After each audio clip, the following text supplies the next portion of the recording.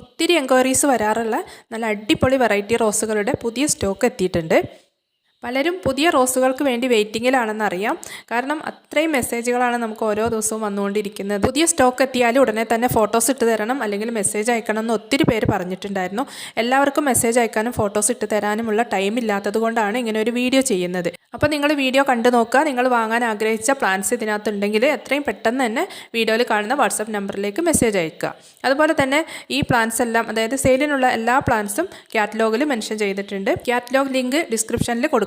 അതല്ലെങ്കിൽ നിങ്ങൾ വാട്സപ്പ് നമ്പറിലേക്ക് മെസ്സേജ് അയക്കുമ്പോൾ തന്നെ വെൽക്കം മെസ്സേജ് വരും. അതിലും കാറ്റലോഗ് ലിങ്ക് കൊടുത്തിട്ടുണ്ട്. സെയിലിനുള്ള എല്ലാ പ്ലാൻസും നല്ല ഹെൽത്തി ആയിട്ടുള്ള പ്ലാൻസാണ്, നല്ല മെച്ചുവേർഡ് ആയിട്ടുള്ള പ്ലാൻസാണ്.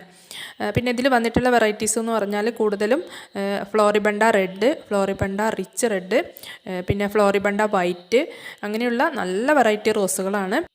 പിന്നെ റോസ് ചെടികൾ വാങ്ങിക്കുന്നവർ ശ്രദ്ധിക്കേണ്ട ഒരു കാര്യം, എങ്ങനെയെങ്കിലും കൊണ്ടുപോയി നട്ടാൽ പിടിക്കുന്ന ഒരു പ്ലാന്റ് അല്ല റോസ്. നല്ല കെയർ കൊടുത്തെങ്കിൽ മാത്രമേ റോസ് ചെടി നമുക്ക് നല്ല രീതിയിൽ വളർത്തിയെടുക്കാൻ പറ്റുള്ളൂ. റോസ് ചെടികളുടെ കെയറിങ്ങിനെ കുറിച്ച് മുമ്പ് ഒരുപാട് വീഡിയോസ് നമ്മൾ ചെയ്തിട്ടുണ്ട്. അപ്പോൾ റോസ് ചെടികൾ ആദ്യമായിട്ടൊക്കെ വാങ്ങിക്കുന്നവരുണ്ടെങ്കിൽ അവർക്കൊക്കെ ഹെൽപ്ഫുള്ളായിട്ടുള്ള വീഡിയോസാണ് നമ്മൾ മുമ്പ് ചെയ്തിട്ടുള്ളതെല്ലാം. അപ്പോൾ നിങ്ങൾ ആ വീഡിയോസൊക്കെ ഒന്ന് കണ്ടു നോക്കുക. എന്നിട്ട് അതിൽ പറഞ്ഞതുപോലെ തന്നെ നിങ്ങൾ ഫോളോ ചെയ്താൽ നിങ്ങൾക്ക് നല്ല രീതിയിൽ റോസുകൾ വളർത്താൻ പറ്റും. അതുമാത്രമല്ല, നമുക്ക് ഒത്തിരി കാര്യങ്ങൾ റോസിനെ കുറിച്ച് മനസ്സിലാക്കാനും പഠിക്കാനും ഉണ്ട്. കുറച്ചുകൂടെ ഡീപ്പായിട്ട് നിങ്ങൾക്ക് പഠിക്കണം എന്ന് ആഗ്രഹമുണ്ടെങ്കിൽ റോസ് പ്ലാന്റിംഗ് ചലഞ്ച് എന്ന് പറഞ്ഞ ഒരു ഗ്രൂപ്പ് ഉണ്ട്. ആ ഗ്രൂപ്പിൽ നിങ്ങൾക്ക് ജോയിൻ ചെയ്യാം. അതല്ലെങ്കിൽ ഈ വാട്സപ്പ് നമ്പറിലേക്ക് മെസ്സേജ് അയക്കാം.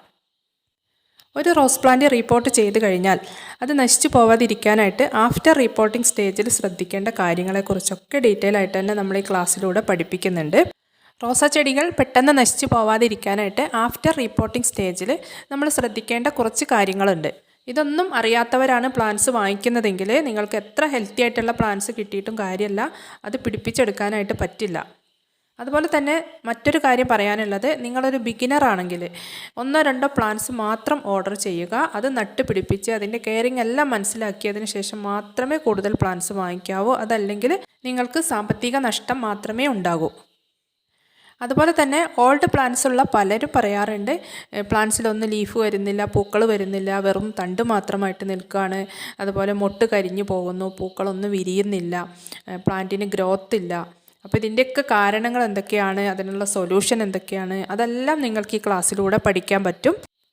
അപ്പോൾ ഇന്നത്തെ വീഡിയോയിൽ കാണിച്ച അടിപൊളി റോസ് പ്ലാന്റ്സ് എല്ലാം എല്ലാവർക്കും ഇഷ്ടമായിട്ടുണ്ടാകുമെന്ന് എനിക്കറിയാം. ഇഷ്ടപ്പെട്ടവർ ലൈക്ക് ചെയ്യാൻ മറക്കല്ലേ. അതുപോലെ തന്നെ വീഡിയോ ആദ്യമായിട്ട് കാണുന്നവരുണ്ടെങ്കിൽ സബ്സ്ക്രൈബ് ചെയ്യാനും നിങ്ങളുടെ അഭിപ്രായങ്ങൾ കമൻറ്റ് ചെയ്യാനും മറക്കരുത്.